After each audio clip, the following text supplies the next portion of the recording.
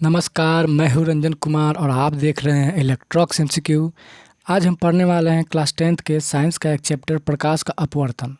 और प्रकाश के अपवर्तन में हम पढ़ने वाले हैं पार्श्विक विस्थापन और अपवर्तनांक। तो चलिए शुरू करते हैं कि ये पार्श्विक विस्थापन और अपवर्तनांक क्या है। देखिए, पार्श्विक विस्थापन क्या कहता है। कांच की सिल्ली से पार करने के बाद प्रकाश की किरण अपने पूर्व पथ से हट जाती है, परंतु अपनी दिशा के समांतर ही रहती है। इस तरह आपतित किरण और निर्गत किरण के बीच की लंबवत दूरी को पार्श्विक विस्थापन कहते हैं। ठीक है, ये तो रहा डिफिनेशन। अब इसको हम समझते हैं डायग्राम की मदद से। आखिर ये क्या कह रहा है, इसका मतलब क्या है, इसको हम डायग्राम की मदद से समझते हैं। देखिए, ये है कांच की सिल्ली। ठीक है, कांच की सिल्ली है। यहाँ से जब हम लाइट को मारेंगे, ये जो रेड वाला लाइन दिख रहा है, ये लाइट है। ठीक है, यहाँ से जब लाइट को हम मारेंगे तो कांच के सिल्ली से गुजर के जाएगी और यहाँ से मुड़ जाएगी। ठीक, हम लोग जानते हैं कि प्रकाश की किरणें जब विरल माध्यम से सघन माध्यम में जाती है तो वो अभिलंब की ओर मुड़ जाती है। तो देखिए, यहाँ पे है विरल माध्यम, क्योंकि ये हवा है। देखिए, हवा है और ये है सघन माध्यम। तो यहाँ से ऐसे गया और जैसे ही माध्यम चेंज हुआ थोड़ा सा मुड़ गया।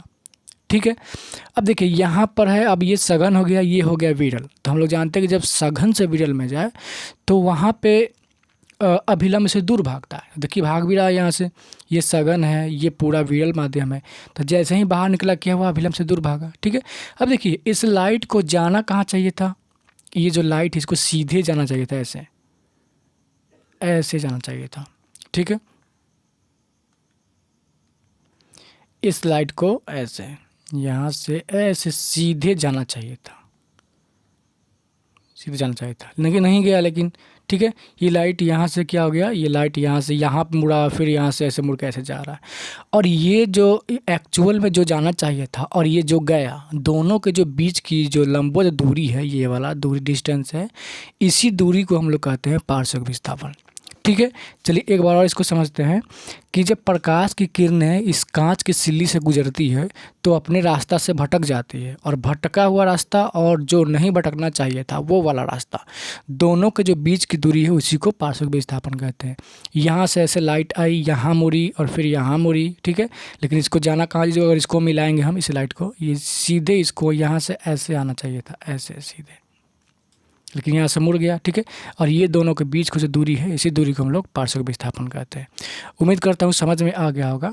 अब हम लोग आगे देखते हैं, इसी चीज़ को हम लोग रियल इमेज से देखते हैं।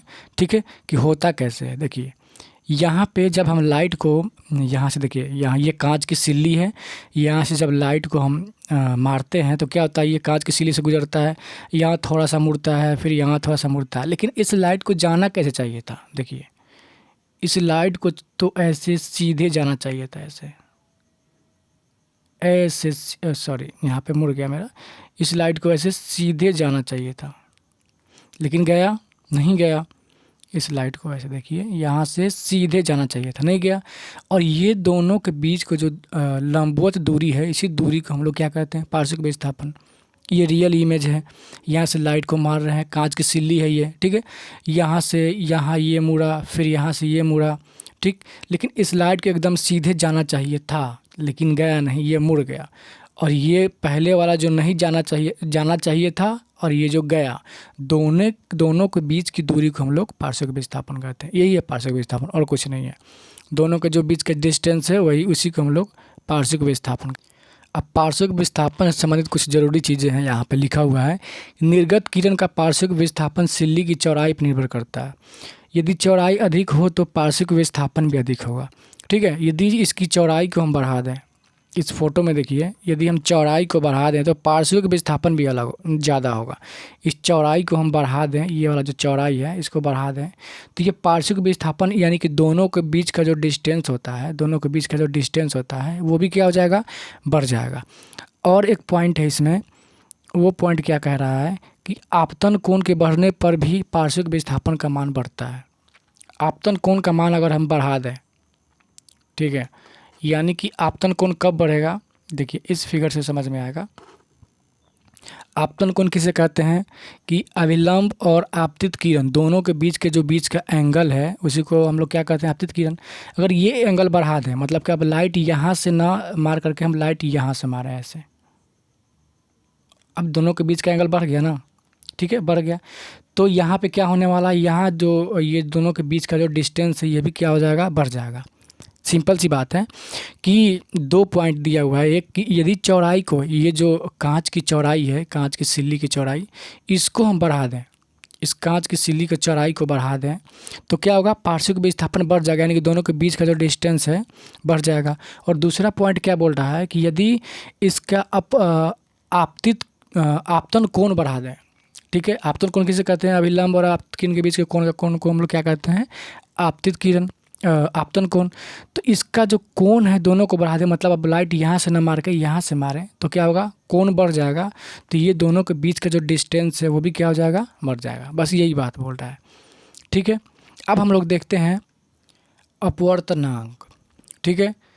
किसी माध्यम की प्रकाश की किरण, किसी माध्यम की प्रकाश की किरण की दिशा बदलने की क्षमता को उसका अपवर्तनांक कहते हैं। या किसी माध्यम का अपवर्तनांक शून्य में प्रकाश की चाल और उस माध्यम में प्रकाश की चाल के अनुपात को कहते हैं। मतलब शून्य कहने का मतलब निर्वात, निर्वात जहाँ पे कुछ ना हो, ठीक है। तो शून्य में प्रकाश की चाल और जिस माध्यम का अपवर्तनांक हमको निकालना है उस दोनों के अनुपात को हम लोग क्या कहते हैं, तो अपवर्तनांक कहते हैं। जैसे हम यहाँ पे एक एग्जांपल देखते हैं। जैसे मान लीजिए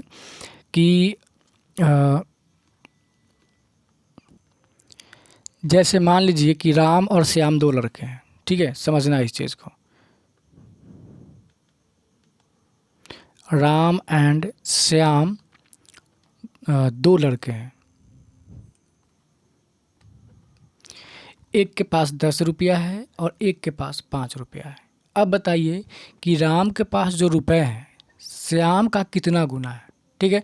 अगर इसको हम काट दें तो 5 कम 5 और ये 5 दूना 10, ठीक है। मतलब राम के पास जो रुपए हैं श्याम का कितना गुना है, तो 2 गुना है। तो सेम यही चीज़ निकालना है कि निर्वात में प्रकाश की चाल जो है जिसका हम निकाल रहे हैं उसका कितना गुना है। अगर राम के जगह पर हम इसी चीज़ को हम मान लें कि ये निर्वात में प्रकाश की चाल है और ये माध्यम में प्रकाश की चाल cm है, तो बताइए तो निर्वात में प्रकाश की चाल इसका कितना गुना है, जिस माध्यम का निकाल रहे हैं उस माध्यम का कितना गुना है। तो सिंपल हम बोल देंगे यहाँ से कि कितना गुना है, 2 गुना है, ठीक है। तो यहाँ पे फॉर्मूला क्या होता है, देखिए यहाँ पे कि किसी माध्यम का अपवर्तनांक बराबर क्या होता है, निर्वात में प्रकाश की चाल और बट्टा में cm, निर्वात में प्रकाश की चाल बटा में ये c और छोटा वाला m लिखते हैं यहाँ से, ताकि समझ में आए कि ये मीडियम के बारे में बात कर रहे हैं, जिस माध्यम का अपवर्तनांक निकालना है उसके बारे में बात किया जा रहा है, ठीक। तो देखिए, तो एग्जांपल से समझते हैं हम लोग। जैसे कांच का निकालते हैं कि कांच का अपवर्तनांक कितना होता है। तो अपवर्तनांक का फॉर्मूला क्या होता है, निर्वात में प्रकाश की चाल बटा में cm, मतलब कि मीडियम में प्रकाश की चाल। तो निर्वात में प्रकाश की चाल कितना होता है बताइए, 3 लाख किलोमीटर पर सेकेंड, ठीक है। देखिए समझते हैं इसको, निर्वात में प्रकाश की चाल कितना होता है, 3 लाख, 1 2 3 4 5, ठीक है, निर्वात में प्रकाश की चाल। और कांच में कितना होता है, 2 लाख। ये नहीं देख हमको निकालना है कि निर्वात में प्रकाश की चाल जो है उस माध्यम में प्रकाश की चाल का कितना गुना है, ये निकालने के लिए हमको भाग देना पड़ेगा। तो ये 5 0 से 5 0 कट गया, बचा कितना, 3/2, और 3/2 का मतलब कितना होता है, 1.5, यानी कि कितना गुना है, 1.5 गुना है। तो यही इसका किसका अपवर्तनांक हो गया, कांच का अपवर्तनांक हो गया। कांच का अपवर्तनांक निकाल रहे थे, ठीक है। तो निर्वात में प्रकाश की चाल बटा में कांच में प्रकाश की चाल, हम निकाल लिए क्या, अपवर्तनांक, यानी कि कांच का अपवर्तनांक कितना है, तो 1.5। यानी कि हम ये भी बोल सकते हैं कि निर्वात में प्रकाश की चाल कांच का कितना गुना है, तो 1.5 गुना है, ठीक है, 1.5 गुना है। तो ये हो गया अपवर्तनांक। हम इस वीडियो के अंत में कुछ क्वेश्चन भी करेंगे इस पर, तो वो ये क्लियर हो जाएगा कि अपवर्तनांक एक्चुअल में क्या बोल रहा है, ठीक है। अब देखिए, अब क्या है, एक और एग्जांपल यहाँ पर लिया गया है। कहाँ गया, हाँ देखिए यहाँ पे जैसे पानी का अगर अपवर्तनांक निकालना हो तो फिर वही फार्मूला होगा। अगर पानी का अपवर्तनांक निकालना हो तो क्या होगा, निर्वात में प्रकाश की चाल यानी कि सी बटा में क्या होगा, उस माध्यम में, यानी कि अगर वाटर का निकाल रहे हैं तो यहाँ पे वाटर रखेंगे।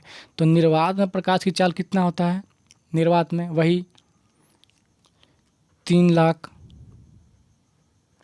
और बात यहाँ पे किसका कर रहा है, वाटर की बात कर रहा है। देखिए वाटर की बात कर रहा है तो वाटर में कितना होता है, कितना होता है 2,25,000 किलोमीटर पर सेकंड। तो यहाँ पे हम रखेंगे 2,25,000, ठीक है। 3 जीरो से 3 जीरो ख़त्म, 300 बटा 325 काटेंगे इसको कितना से, 25 से। यहाँ से काट दें तो कितने बार में कटेगा, 25 से कम 25 और 5, 25 दूना 50 और 25 से कितने बार में, 9 बार में। फिर 3 से कटेगा, 3 चौका 12, 3 से कटेगा 3 बार में, कितना आया 4/3। इसको जब हम काटेंगे तो कितना आएगा 1 पॉइंट, जैसे काटेंगे तो कितना आएगा 3 एकम 3, 3 तिया 9 और 3 तिया 9, लगभग 1.33 आया। मतलब क्या निकला कि ये निकला किसका अपवर्तनांक, ये पानी का अपवर्तनांक निकला कि पानी का अपवर्तनांक कितना है तो 1.33, यानी कि निर्वात में प्रकाश की चाल पानी में प्रकाश की चाल का कितना गुना है। जैसे हम लोगों ने राम और श्याम का देखा था ना कि राम का 10 था और श्याम का 5 था, तो राम इसे किसका कितना गुना है, कितना गुना है, तो कैसे निकाले थे, इसको काटे थे तो 5 दूना 10, यानी कि राम इसका 2 गुना है। सेम चीज़ है, तो निर्वात जो है पानी का कितना गुना है तो 1.33 गुना है। सिंपल सा है ना, 1.33 गुना है। यही अपवर्तनांक और कुछ है नहीं, ये बताना है कि निर्वात में प्रकाश की चाल जिस माध्यम का निकाल रहे हैं वो निर्वात का कितना गुना है। अब हम लोग आगे देखते हैं, आगे है आपेक्षिक अपवर्तनांक। तो सेम चीज़ है, आपेक्षिक अपवर्तनांक में होता है उसमें निर्वात से तुलना करते थे, इसमें जिसका निकालना हो उससे तुलना करते हैं। अब वही राम और श्याम का एग्जाम्पल लेते हैं। जैसे में देखिए एक राम है एक श्याम है, ठीक है। अब यही बताना है हमको, जैसे मान लीजिए कि इसका 10 है इसका 5 है, ठीक। इसको काटेंगे तो 5 दूना 10। अगर हम पूछें कि राम का श्याम के तुलना में अपवर्तनांक कितना है तो 2 गुना है। कितना गुना है, 2 गुना। कितना है, 2 गुना है। यानी कि राम का अपवर्तनांक श्याम के तुलना में कितना है तो 2 है। ऐसे बोल सकते हैं हम कि राम का अपवर्तनांक श्याम की तुलना में कितना है, 2 गुना है। अगर हम इसी चीज़ को उलट के पूछें कि श्याम का राम के तुलना में कितना है, कितना होगा, 1/2 हो जाएगा, होगा ना। इसका 1, इसका कितना है, ये इसको 1 बार में काटे, इसको 2 बार में काटे तो क्या हो जाएगा 1/2 हो जाएगा, ठीक है। तो कितना है, हम बोल सकते हैं इसको कितना है, ये देखिए तो श्याम का कितना है, इसका 2 है तो इसका 1 है, मतलब आधा है। तो आधा का मतलब क्या होता है 1/2। तो हम क्या बोलें कि श्याम का अपवर्तनांक राम के तुलना में, राम की अपेक्षा में, यही आपेक्षिक अपवर्तनांक है। जिसके अपेक्षा में निकालना उसको बटा में रखते हैं, उससे हम तुलना कर रहे हैं, ठीक है। तो राम का अपवर्तनांक श्याम की तुलना में, ठीक। तो वैसे ही हम लोग अपवर्तनांक रियल में निकालेंगे। देखते हैं क्या इसका फॉर्मूला पहले क्या होता है। फॉर्मूला क्या होता है कि यदि अपेक्षिक अपवर्तनांक निकालना हो हमको, जैसे n हमको निकालना हो, मान लीजिए कि पानी का अपवर्तनांक ग्लास के रेस्पेक्ट में, जैसे वाटर का मतलब पानी का अपवर्तनांक कांच की तुलना में, मतलब वाटर का पानी का अपवर्तनांक अपेक्षिक अपवर्तनांक निकालें, ठीक है, ग्लास की तुलना में। तो फॉर्मूला क्या होने वाला है, NW/NG, ठीक है। हम बोले कि पानी का अपवर्तनांक कांच की तुलना में कितना होगा, तो फॉर्मूला क्या होगा, ये W है तो पहले W, G बाद में है तो G बाद में। सिंपल से फॉर्मूला रख देंगे, जो NW का मान क्वेश्चन में दिया रहेगा यहाँ पे रख देंगे, और जो NG का मान रहेगा क्वेश्चन में वहाँ पे रख देंगे, निकल जाएगा। लेकिन अगर यही चीज़ उल्टा बोले कि कांच का अपवर्तनांक पानी की तुलना में निकालें तो क्या करेंगे, सेम चीज़।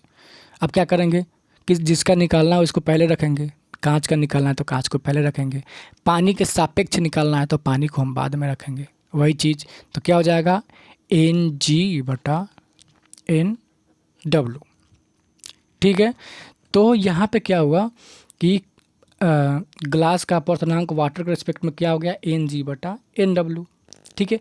और ये एन जी है क्या, ठीक है, एन जी है क्या, तो ये है सिर्फ अपवर्तनांक, अपेक्षिक अपवर्तनांक नहीं है, सिर्फ अपवर्तनांक है। और अपवर्तनांक का फॉर्मूला क्या होता है हम लोग जानते हैं, हम लोग क्या जानते हैं, अपवर्तनांक का फॉर्मूला क्या होता है कि अगर एन निकालना हो, ठीक है, तो फॉर्मूला क्या होता है, सी बटा सी एम होता है, सी बटा सी एम।